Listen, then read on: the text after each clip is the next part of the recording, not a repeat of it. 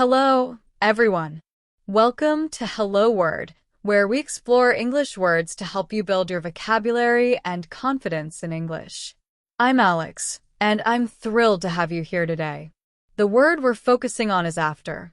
This is an A2 level word, so it's perfect if you're working on the basics or just want to strengthen your understanding of simple English connectors. After is a conjunction, which means it's used to connect parts of a sentence. Specifically, after is used when one event happens following another. For example, you might say, I go for a walk after breakfast, which means you have breakfast first, and then you go for a walk. Let's talk about some synonyms for after. One common synonym is following, as in, I will call you following the meeting.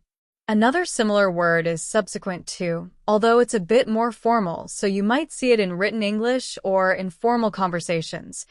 They started the project subsequent to their meeting. On the other hand, there are antonyms for after that express the opposite meaning. For instance, before is the most common antonym. You could say, I like to finish my work before dinner, meaning that you finish the work first and then you eat. Another antonym is prior to, as in, we'll need to complete the forms prior to the event. Now, let's dive into how you might use after in everyday life.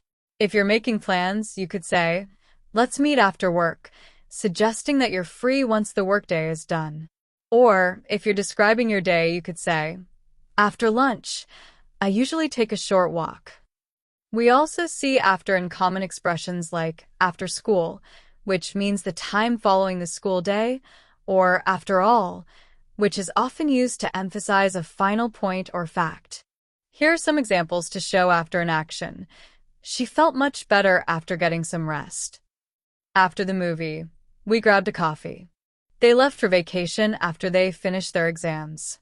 So, to wrap up, today we learned that after is a conjunction used to show that one thing happens following another. It's a useful word to organize your thoughts and share events in order.